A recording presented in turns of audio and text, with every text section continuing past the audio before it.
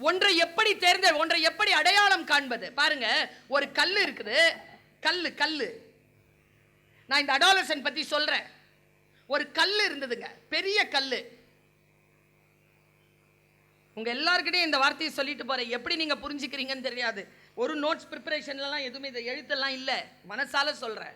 ஒரு விஷயம் கண்ணில் தெரியுதா, ஞானம் பெறுகிறதா, மற்ற விஷயங்களை கொஞ்சம் கேட்டு வாங்கிக்கோ, அப்புறமா வராது. எங்க அம்மா சொல்லுவாங்க, காட்டு வழி போறியா, காய் கனி பழம் இருக்கா, அறுத்துட்டு போயிட்டே இரு, அதே வழியில திரும்பி வர மாட்டேன். வாழ்க்கை அப்படிதான். பாருங்க, நான் ரொம்ப வித்தியாசமா இந்த விஷயத்தை நான் சொல்றேன்.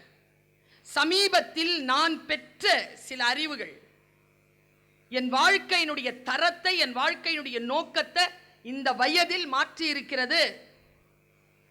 20 வயதில் நான் சரி என்று சொன்னது என் வாசிப்பின் பலத்தினால் 35 வயதில் தவறு என்று நான் முடிவு செய்திருக்கிறேன். 35 வயதில் சரி என்று நான் பிடித்துக் கொண்டதை வாசிப்பு அறிவு மாற மாற 45 வயதில் அப்படி இல்லை, இது இப்படிதான் அப்படின்னு முடிவு பண்ணியிருக்கேன். இது இப்படித்தான், இது இப்படி இல்லை என்று முடிவு பண்ணுவதற்கு நமக்கு காலம் அவசியப்படுகிறது. அடாலசென்ட் ஒரு படம் பார்த்தேன்னு சொன்னேன்ல, அந்த அடாலசென்ட்ங்கிற படம், அந்த எபிசோட்ஸ் இங்கிலீஷ்ல இருக்கு அந்த படம். ஆனால் தமிழ்லையும் இப்போ டப் பண்ணியிருக்காங்க. பார்த்தேன் நேற்று, சும்மா அதை ஓப்பன் பண்ணி பார்த்தேன். தமிழில் இருக்கு, ஓடிடியில் இருக்கு, படிச்சிருங்க, பார்த்துருங்க. என் வீட்டில், கீழ் வீட்டில் ஒரு 4ஆம் கிளாஸ் படிக்கிற ஒரு வாண்டு குழந்தைகளை வளர்ப்பது எப்படின்னு ஒரு புக்கு படிச்சுட்டு இருந்தது. நிஜம், நான் படிக்கட்டு ஏறி போகிறேன், புக்கு பார்த்தா குழந்தைகளை வளர்ப்பது எப்படின்னு. நான் சொன்னேன், ஏய் என்ன புக் படிக்கிறேன்னு தெரில அப்படின்னு அதை காட்டி, குழந்தைகளை வளர்ப்பது எப்படி, மீனாட்சி சுந்தரம். உனக்கு எதுக்குன்னு சொல்லிச்சு பாருங்க. அது பதில், பொம்பளை பிள்ளை சொல்லிச்சு பாருங்க பதில். இந்த மாதிரிலாம் எங்க அம்மா அப்பா என்ன வளர்க்கலாங்களான்னு பார்க்கறேன்றது, இப்படியே சொல்லிச்சிங்க. அது இந்த குழந்தைகள் இருக்காங்களே, யாராவது சொல்றாங்கன்னு வச்சுக்கோங்க, அது குழந்தைங்க உஷார். லூசுங்கெல்லாம் இந்த 35 40 45 50 தான். அதுங்கெல்லாம் எவ்வளோ மேலே இருக்குதோ அவ்வளோ கீழே இருக்குது, வானத்தில் அவ்வளோ மறைஞ்சி இருக்குது. மொத்தம் 12 அடி சார், 3 அடி நினைக்காதீங்க. அதை ஷாராக இருக்கணும் அதுங்கிட்ட. இதுங்களை கண்காணிக்கலன்னு வச்சுக்கோங்க, இந்த நம்ம தமிழ் பரம்பரை இருக்குல்ல, என்னையும் சேர்த்து சொல்கிறேன், நாம தான் பெரியவங்க பேச்சு கேட்ட கடைசி பரம்பரை. இந்த சிண்டு வாண்டு முண்டு நண்டு பேச்சை கேட்க தொடங்கி இருக்கிற முதல் தலைமுறை. இதுங்க என்ன சொல்லுதோ பயந்து பயந்து கேட்குறோம் நாம. 13 வயசு குழந்தை வீட்டில் தூங்கிக்கிட்டு இருக்கு, போலீஸ் வந்து பிடிக்குதுங்க. அவங்க அம்மா அப்பா இன்னசென்ட் அம்மா அப்பா, ஒரு கேரேஜ் வச்சிருக்கிற அப்பா, உழைப்பாளி, அன்பானவர், தன் மனைவியோடு ஒழுக்கமாக குடும்ப வாழ்க்கை வாழற ஒரு சாதாரண மனுஷன். அவங்க அம்மா பேரன்புக்காரி, ஒழுக்கம் பண்பாடு நிறைந்த உழைப்புக்காரி. ஒரு அக்கா அவளுக்கு, அவளும் அறிவாளி, புத்திசாலி, ஒழுக்கமான பெண், ஒழுக்கமான 2ஆம் B+ ஃபேமிலி. அவ்வளோதான், B+ கூட இல்லை, B ஃபேமிலி, நடுத்தர வர்க்கம். காலையில் 3:30 மணிக்கு வந்து போலீஸ் அடித்து உடச்சி அந்த பிள்ளைய அரெஸ்ட் பண்ணிட்டு போதுங்க. நான் இங்கே நிறுத்துறேன், 2-3 கேள்வி சொல்லி நிறுத்துறேன். வாசிப்பு எப்படி இருக்கணுங்கிறதுக்காக சொல்றேன். பெரியவர்களே, குழந்தைகளை வளர்ப்பது என்பது சாதாரணமானது இல்லை. ஒரு நண்பனை பேணுவது சாதாரணமானது இல்லை. பாருங்க, அந்த குழந்தை கடைசியா நான் செய்யவே இல்லைன்னு சொல்லுதுங்க. என்ன தப்பு தெரியுமா, இதை கொலை பண்ணிருச்சு. அது 15 ஸ்டாப் அடிச்சிருக்குங்க. 15 வயசு பொண்ணு, இதுக்கு 13 வயசு. அது குழந்தை முகம் பார்த்தீங்கன்னா மாட்டு மடியிலேருந்து அப்போ கறந்த பால் இருக்கும்ல, அப்படி இருக்குது. அது உங்க அப்பாவை தேடுதுங்க. அப்பா அப்பா அப்பாங்குது. உங்க அப்பா நான் இருக்கிறேன் நான் இருக்கிறேன் நான் இருக்கிறேங்கிறாரு. எனக்கு யாரும் வேணாம்ப்பா, நீ மட்டும் போதும்ப்பான்னுது. நான் இருக்கிறேன்ப்பா. பா நான் சொன்னா நீ நம்புவல்லப்பா. நம்புறேன்ப்பா. நான் அந்த தப்பு செய்யவே இல்லைப்பா, நான் நம்புறேன் பாங்கிறாரு. பார்த்தா இந்த சனியன் தான் கொண்டு இருக்கு. ஒரு வருஷத்துக்கு அப்புறமா ட்ரையல்ல தெரியுதுங்க, ஃபோனில் வருதுங்க தகவல். நான் ஒத்துக்கிறேன், அதை ஒரு சைக்காட்ரிக் கண்டுபிடிப்பாங்க, அவன் பார்வை வச்சு கண்டுபிடிப்பாங்க. ஃபோனை வச்சுட்டு அவங்க அப்பா அவங்க ரூமில் போய் அவங்க அம்மாட்ட ஒரே வார்த்தை கேட்பாருங்க. நம்ம இந்த மாதிரி படத்தெல்லாம் பார்க்க மாட்டோம். டூட் பார்த்துட்டிங்களா, பார்த்துட்டிங்களா இல்லையா? நாசமா போற எல்லாத்தையும் பாருங்க, உருப்படுறத பாத்துறாதீங்க. அவங்க அம்மாட்ட சொல்லுவான், அவன் அந்த அப்பன் சொல்லுவான், அவன் ஏன் என்னிடத்தில் மட்டும் பேச வேண்டும் என்று சொன்னான், அவன் ஏன் யாரையும் நம்பாமல் என்னை மட்டும் நம்புகிறேன் என்று சொன்னான் என்று கேட்ட பொழுது அவங்க அம்மா சொல்லுவாங்க, நீ தகப்பனாக மட்டும் வெறும் அன்பானவனாக இருந்து விட்டாய், தான் எது சொன்னாலும் நம்புகிற தகப்பன் தனக்கு உண்டு என்கின்ற நம்பிக்கையை நீதான் அவனுக்கு கொடுத்தாய், நீதான் கொடுத்த. எதை சொன்னாலும் எங்க அப்பா நம்புவார், என்னை விட்டு கொடுக்க மாட்டார். இந்த உணர்வை நாம் பெரியவர்கள் குழந்தைகளுக்கு தந்து விடுகிறோமா இல்லையா?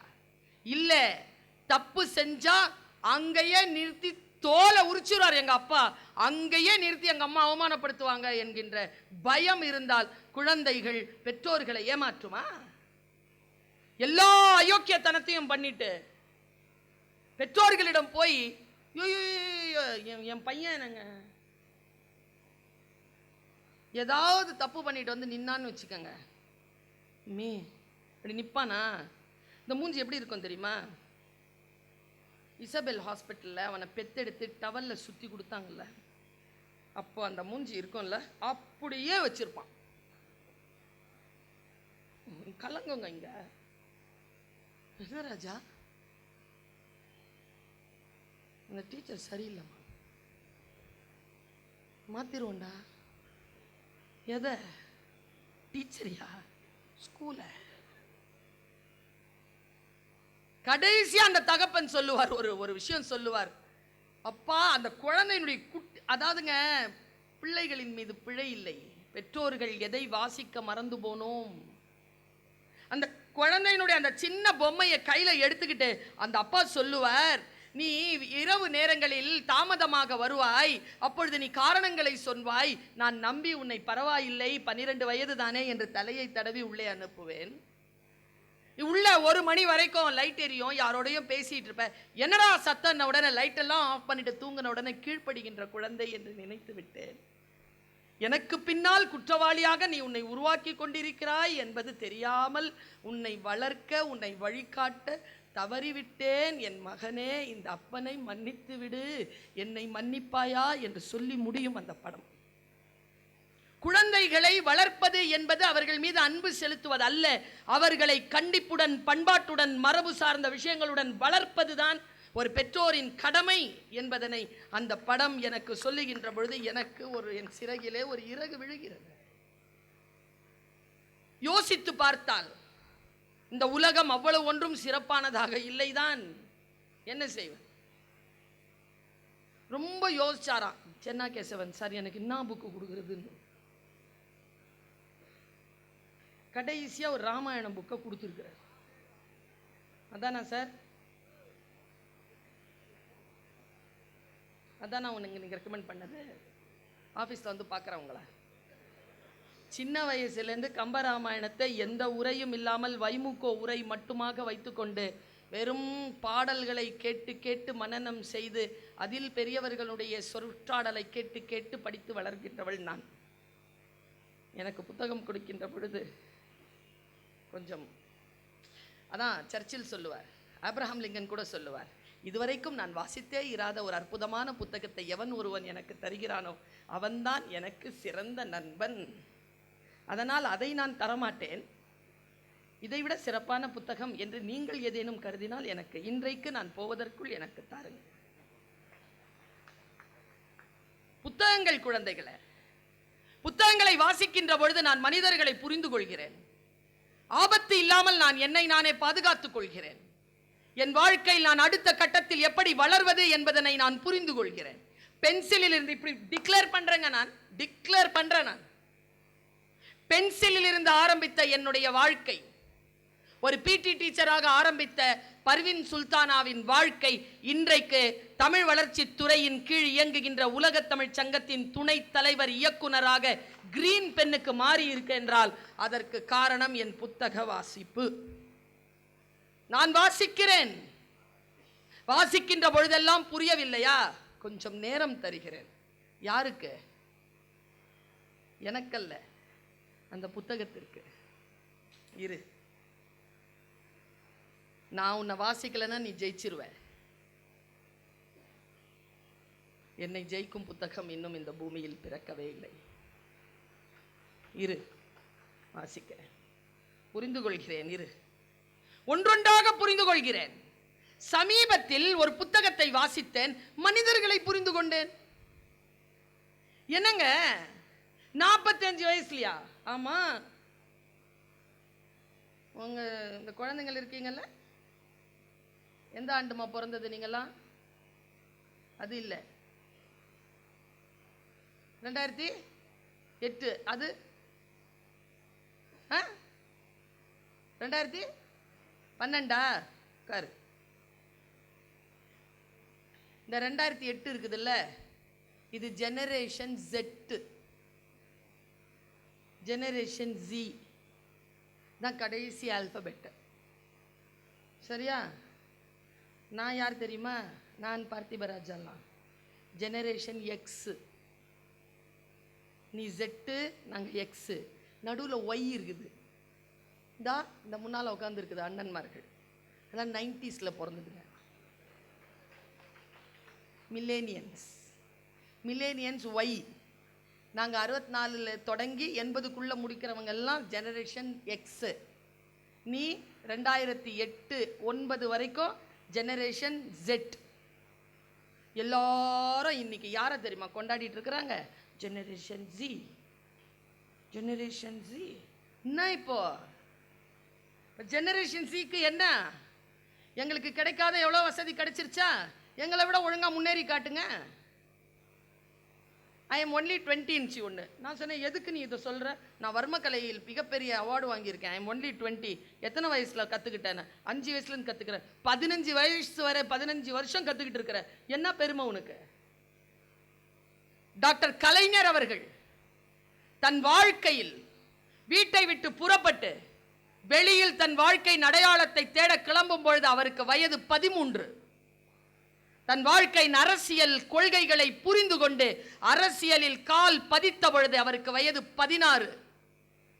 நீங்கெல்லாம் ரொம்ப சின்ன வயசுலாம் கிடையாது. 18 வயசு ஆன உடனே நாட்டின் தலைவரை தேர்ந்தெடுக்கிறீங்க. குழந்தைங்களா இன்னும்? நீ ஒன்றும் ரொம்ப யோசிக்காத பாப்பா. நான் ஜெனரேஷன் Z. ஜெனரேஷன் Z என்ன தெரியுமா வித்தியாசம் உங்களுக்கு? மில்லேனியன்ஸ் வரைக்கும் பாவங்க. ஜெனரேஷன் Z கிட்ட இருக்கிற சிக்கல் சொல்கிறேன் பாருங்க. நான் அவங்க அதை ஒத்துக்குவாங்க. நாங்கள்லாம் பார்த்திபராஜா உட்பட நான் மூத்தஞ்சு, அது அவ்வளோ ஒன்றும் மூத்த இல்லை. அவங்க எங்களோட பேசுகிறதுக்கு பயப்படுவாங்க. கேட்டு பாருங்க. நாங்கள் சீனியர்ஸில் அவ்வளோ சீக்கிரம் வந்து பேசிட முடியாது. பார்த்திபராஜெல்லாம் கிட்டே வர மாட்டேன். சின்ன மரியாதை இருக்கும். இப்போ ஃபைனல் இயர் கிட்ட போய் ஃபஸ்ட் இயர் நிற்க மாட்டேங்குது. ஃபைனல் இயர் வந்து ஃபஸ்ட் இயர் கிட்ட நிற்குது. என்னையும் சேர்த்துக்கோங்க. அது ஓப்போ போ அப்படிங்குது. நீ அக்கா போ அப்படிங்குது. இப்படி சொல்றியா? ஜெனரேஷன் Z தூக்கி சாப்பிட்றதுக்கு வந்துருச்சு. 2010க்கு அப்புறமா பிறந்தது ஜெனரேஷன் ஆல்ஃபா. அவங்க சும்மா சின்னதாக உட்காந்துட்டு இருக்குதுங்க. 10th 9th அப்படி உட்காந்துட்டு இருக்குதுங்க. வரும் இன்னும் 4 வருஷத்தில். நான் சொல்லுகிறேன், ஜெனரேஷன் Z குழந்தைகள் கிட்ட இருக்கிற வலைதள மோகம் ஜெனரேஷன் ஆல்ஃபா இடத்தில் இல்லை என்று ஆய்வு சொல்கிறது. Bright future. ஜெனரேஷன் ஆல்ஃபா வரும்போது பிரைட் ஃபியூச்சர். 25 வரைக்கும் ரொம்பலாம் யோசிக்காதீங்க நீங்கள் தான்ட்டு. 2025 ஜனவரியில் பிறந்துருச்சு. உங்களை ஜெயிக்கிறதுக்கு ஒன்று ஜெனரேஷன் பீட்டா. ஒரு ஜெனரேஷனை இன்னொரு ஜெனரேஷன் தூக்கி சாப்பிட்டுட்டே இருக்கு. ஆனால் ஒன்று சொல்லுகிறேன், நியாயங்கள் வேறுபடலாம், நீதி அறம் ஒருபோதும் வேறுபடாது. அது எந்த காலகட்டத்திற்கும் ஒன்றுதான். அதற்கு பெயர் அறம். அந்த அறம் தமிழ் மண்ணில் உண்டு.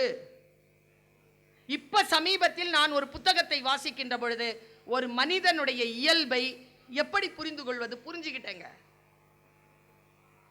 அப்படியே சொல்லவா? நிறுத்தணுமா? பாங்குக்கு நிறுத்தணுமா? பேசலாமா? இப்ப சமீபத்தில் ஒன்று படிச்சிட்டு இருந்தேன். ரொம்ப யூஸ்ஃபுல்லான டிப்ஸ். எத்தனை பேருக்கு வேணும்? ரொம்ப யூஸ்ஃபுல். நான் சொல்லி முடிச்சிட்டேன்னா ஓகே, நேர் விருப்பம்.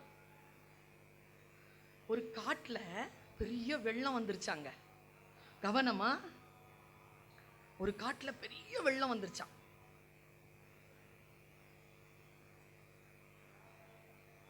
தவளை இருக்குல்ல, தவளை, அது மட்டும் ஜாலியா இருக்குது. ஏன்னா அதுக்கு நீந்தவும் தெரியும், நடக்கவும் தெரியும், பறக்கவும் தெரியும், துள்ளி போக தெரியும். அது 3 கெப்பாசிட்டிலையும் இருக்குது தவளை. ஒரு தேள் வந்து தண்ணியில் அடிச்சுக்கிட்டு வந்துட்டு தவளை பக்கத்துல பொத்துன்னு விழுது.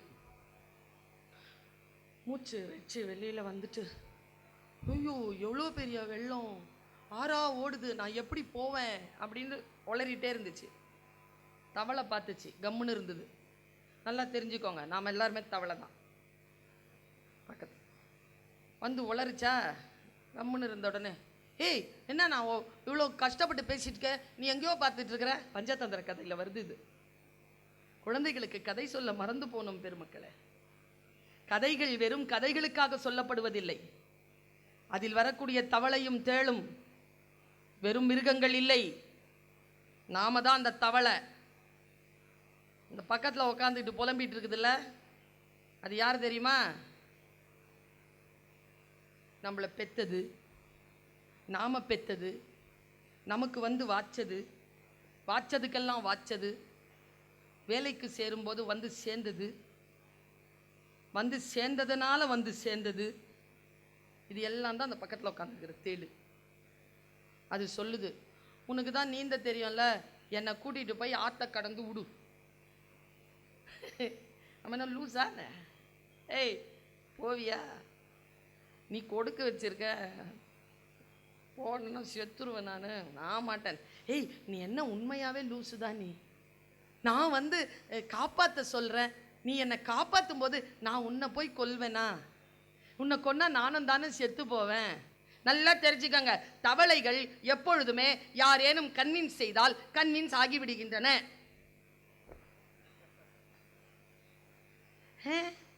கொட்ட மாட்டியா? கொட்ட மாட்டேன். சரி ஏறிக்கோ, பத்திரம்.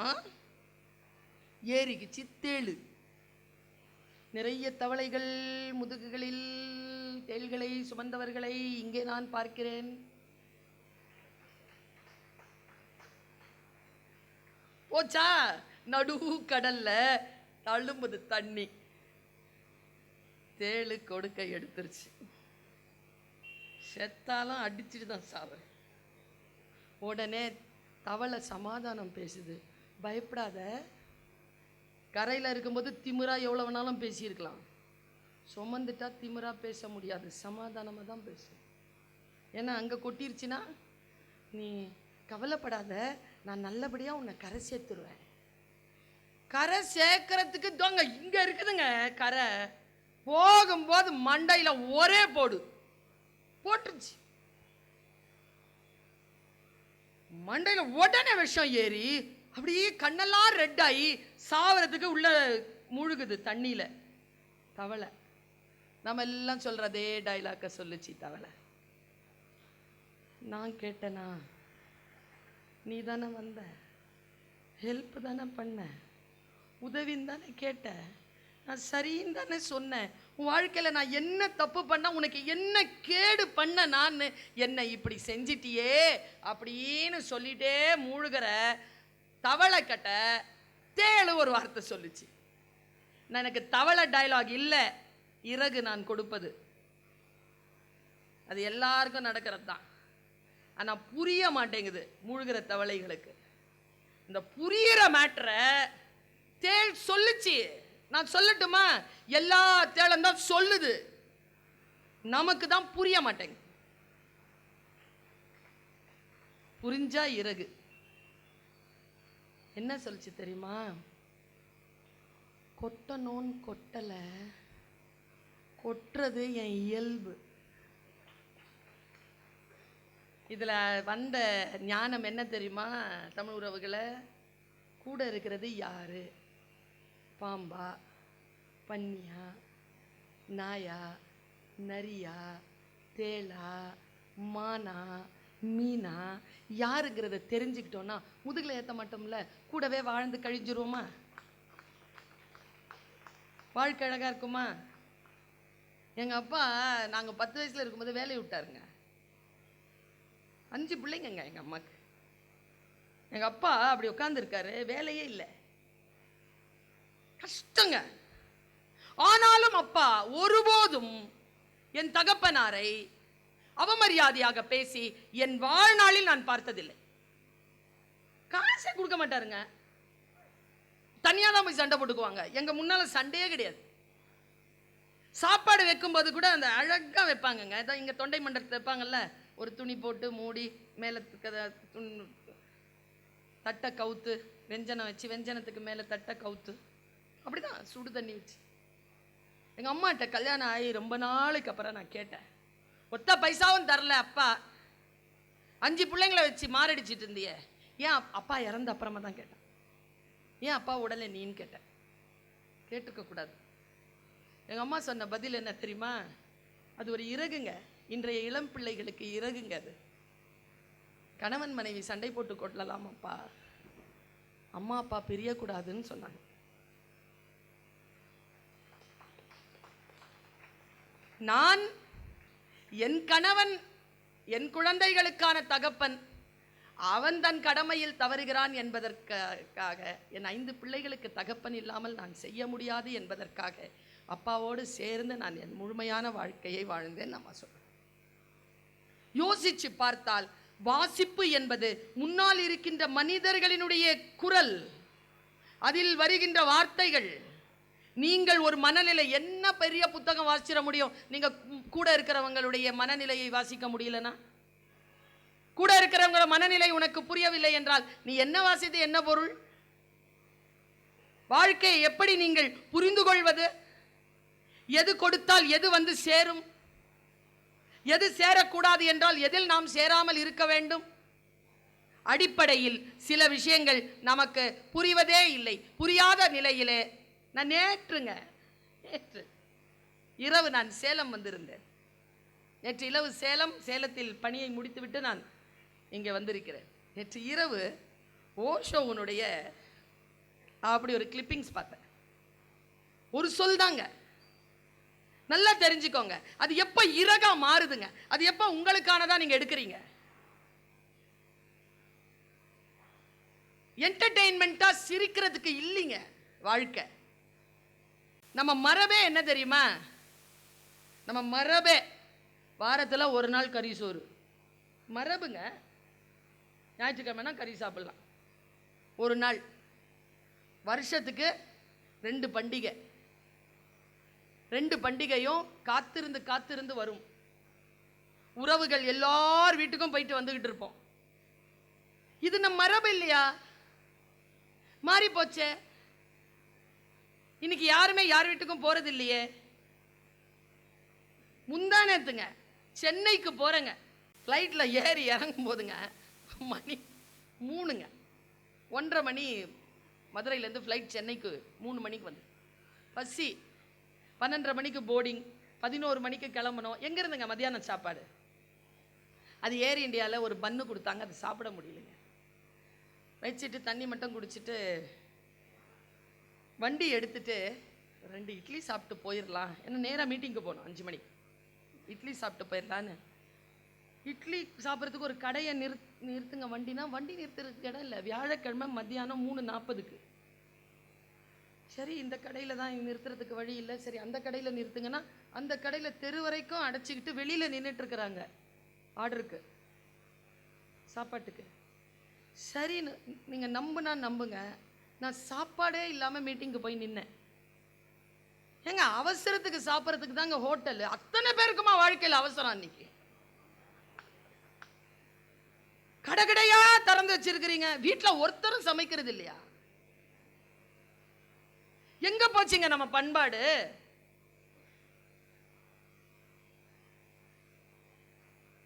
ஓ, மிகப்பெரிய பழைய பார்வோன் மன்னன் தான் சேர்த்து வைத்த நூல்களை அடுக்கி வைத்திருந்த அறைக்கு என்ன பெயர் வைத்தான் தெரியுமா? மன மருத்துவ நிலையம். புத்தகங்கள் அடுக்கி வைத்த அறைக்கு பார்வோன் மன்னன் வைத்த பெயர் மன மருத்துவ நிலையம். நான் சொல்லவா, நம் வீடுகளில் இருக்கும் அடுப்பங்கரைக்கு மருத்துவ நிலையம், மருந்தகம் என்று பெயர். அங்கதான் நமக்கான மருந்துகளே தயாரிக்கப்படுகின்றன. நம் வாழ்க்கையில் நோய் இல்லாமல் இருப்பதற்கு, நம் கல்லீரல் சிறப்பாக இருப்பதற்கு நமக்கான உணவு தயாரிக்கப்படுகின்ற இடம் நம் வீட்டு சமையலறை தான். அது நம் மருந்தகம் என்று யார் நினைக்கிறோமோ அவர்கள் வாழ்க்கையில் வெல்கிறோம். வாரத்திற்கு ஒரு நாள் சாப்பிடுங்க, தப்பில்லை. ஒவ்வொரு நாளுமா சாப்பிடுவீங்க? 3 வேளை சாப்பிடுறீங்க. எங்க ராத்திரி 1 மணிக்குங்க அங்க பிரியாணி சாப்பிடுவாங்க யாராவது?